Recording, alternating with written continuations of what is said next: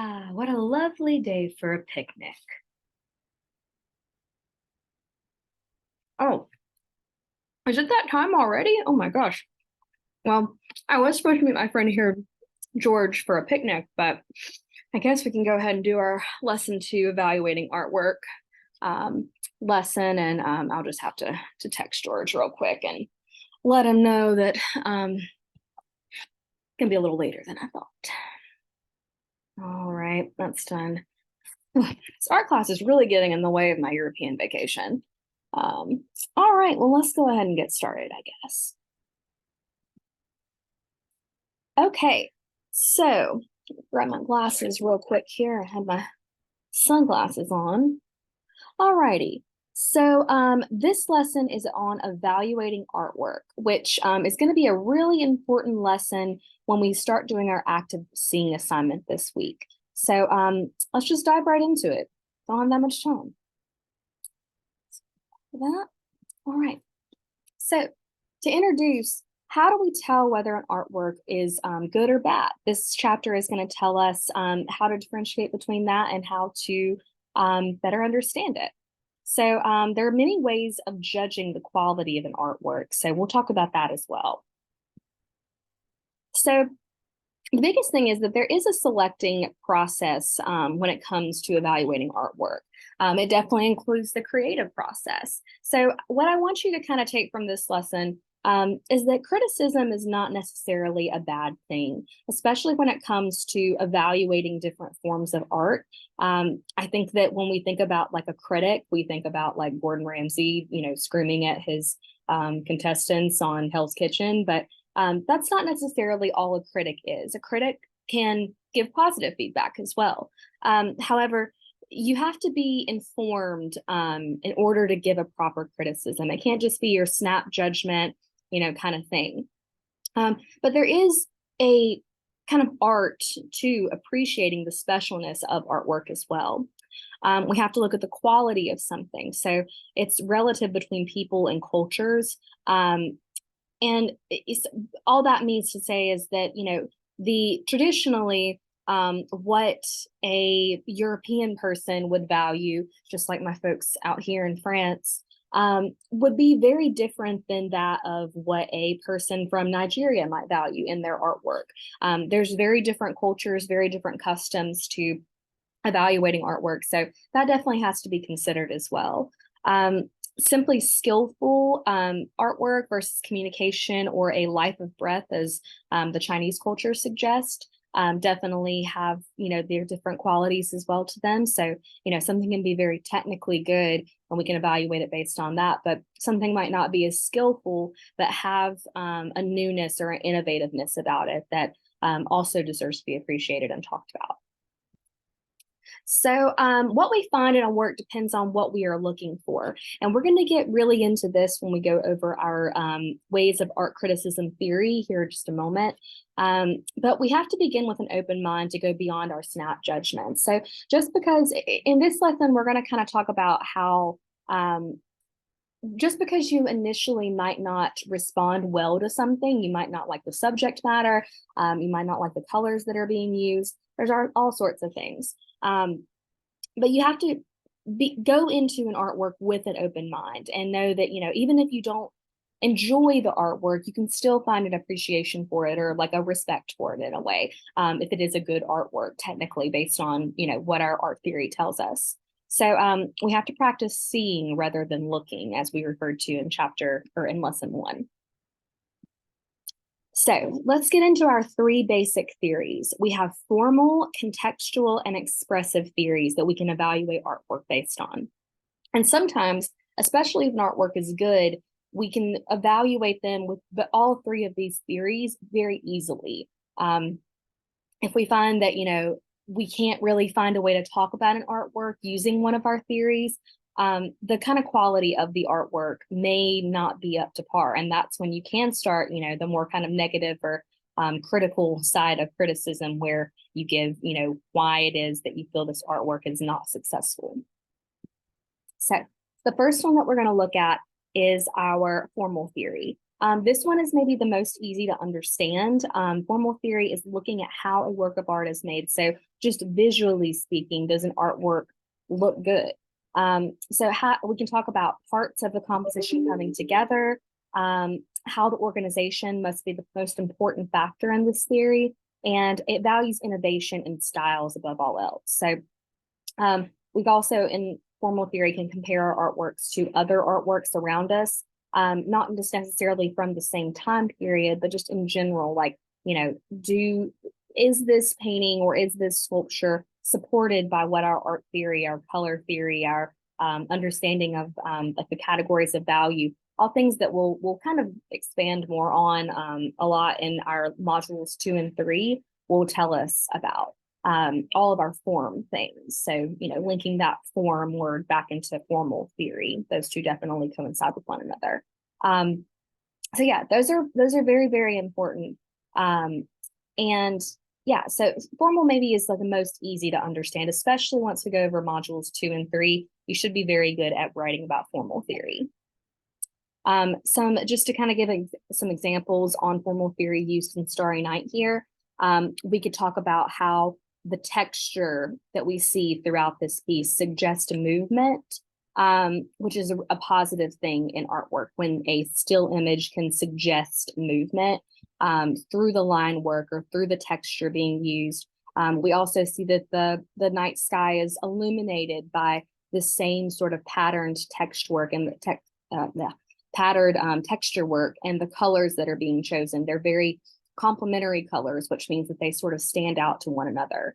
But yeah, all good formal decisions with the work, and we can talk about that, extensively with this piece. Our next one is contextual theories, and this one's a little bit harder to understand, especially if we don't have our bigger understanding of art history and kind of the different movements within our art history periods. So contextual, it first examines the environment influences on the artwork. So, a person using contextual theory would look at, what social, political, economic, cultural values are present around this artwork. You can also look at, what other movements are going on during the time. So, that kind of feeds back into formal, but, if an artwork is made during the Impressionistic period, obviously that's a factor in, how this artwork connects to, the bigger context, the bigger parts of our art world in that way. So we have to look at outside factors when it comes to contextual theory. We can't just look at the artwork as an individual. With Starry Night, it's a little, complicated, I guess, to talk about contextual theory too much, but we do see this piece as being part of the Impressionistic period, which came right at the end of the late 1800s and kind of spanned into the early 1900s. But the Impressionism came right as around when our technology and cameras started to be a factor in our art making as well. And so we start looking at artwork that is not aiming to just be as representational as possible, but it starts to kind of influence the style choices of artists as well. So although that kind of factors back into formal theory, it is a big part of the context of the work as well, because we have, this sort of social change happening within the art world where we're requiring less portrait artists and artists that are depicting things exactly the way that they look, because that's the only way that we can replicate them. But we also have, artists that are starting to go beyond that, like Van Gogh, who, was not trying to be this hyper realistic artist. He would have this style that he was developing that gave the impression of something, but it wasn't a, carbon copy of that. So that's definitely important for the context of this piece. And then lastly, we have expressive theories, and this is who made it. So who are they? It's a deeper look into who the artist is, what they are trying to express. When we go back to that one video, oh my gosh, what's it called? The last video we watched in lesson 1, where it talks about who decides what art means. That's what it's called.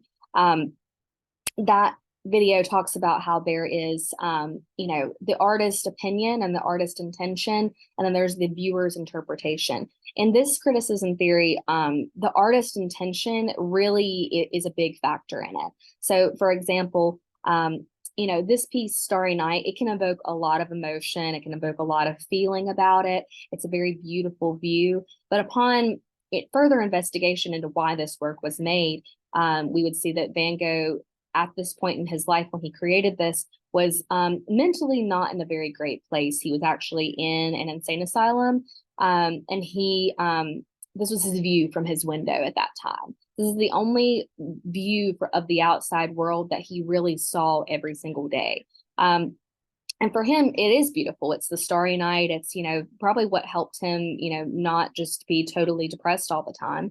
But when we look at it further, that becomes, a deeper meaning in expressive theories. That becomes a very important part of the artwork as the artist intention and the artist feeling and, reason for expression here. And that's what we would look at with that piece. So Starry Night, obviously one of the most well-known artworks in the entire world. Definitely you could write all three of these theories, or use all three of these theories to write an art analysis or evaluate the artwork through these three ways. And you'll find yourself leaning into one of them or maybe multiples of them throughout our class. But just know that, when you're looking at an artwork and you're deciding to evaluate, like, is this or is this not a successful piece of art? Think about, can you, after you research, after you look into it more, can you talk about it in these three ways? Like, can you write something about all three theories? Is it evident? Is it present? And if it's an easy yes, then, even if you don't like the subject matter of the artwork, you can appreciate the quality of it. Alrighty, so how does an artwork become great? And I kind of already answered this for us, but to become a masterpiece, this is Sarah's key ingredients to becoming a masterpiece. There's some degree of innovation, there's an important contextual meaning, and there's a recognizable personal statement to it. So that actually embodies all three of the theories we just talked about. But the innovation coming from like the formal side of it, the contextual meanings of it. So, thinking about it in comparison with other things going on in the world, and a recognizable personal statement to it, like in our expressive theory. So bullet 1, formal, bullet 2, contextual, and bullet 3 is expressive. Alrighty. And to conclude, this is my key ingredients to a masterpiece. This is my kind of cheat sheet into understanding and how to formulate your papers when you start writing about art, and doing your art analysis assignments, doing your active seeing assignments. This is sort of like the outline that I would like for you to follow, and that will help your paper seem the strongest. So when you're writing and you're evaluating and you're using art criticism in your own, assignments, this is how the setup should be. Number one, you need to get the facts about the work, first and foremost, just right out of the gate. So in your paper, the first few lines should be to name or credit the artist, say what the title is, say what the date is, the subject, the medium, the size, and the location of the work. Really, any important facts like that about the artwork that you feel you need to include. And then 2, that's when you're going to start analyzing the piece. So we've set it up. We know what we're talking about now. We know what direction we need to kind of be in to think about the work. And then you will start to think about how parts of the work, or think about parts of the work and how they fit together. So, things like the colors of the sky in Starry Night, the line work, the patterns, the texture, all of that. How do they work together? How do they help influence one another? Think about the formal elements. I pretty much just covered that. The context and the artist input. So think about, when the piece was made, what role does the artist have in it? Talk about in this analyzing stage, I would probably talk about how Van Gogh, was in this mental institute, and how he, that this was his one view out of his window. That's still factual things. We're talking about, what is out there that we can, type into our scholarly resource, it be defended with. This is still not like opinion just yet. And then also talk about how was it received when it was created. So, the Starry Night piece, this was kind of you can go off on this one for a while, but Van Gogh just in general was not an artist that was really recognized when he was alive. It wasn't until about 50 years later that Starry Night started getting the recognition that it still has today. But when it was created, people just kind of thought that Van Gogh was this crazy guy who cut off his ear.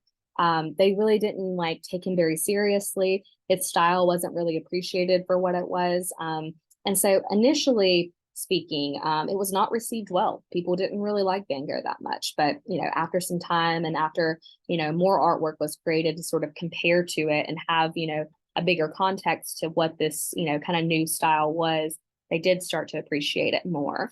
So that's all good things to put in the analyzing stage. And then lastly, after you have all these facts, you have evaluated subject matter, the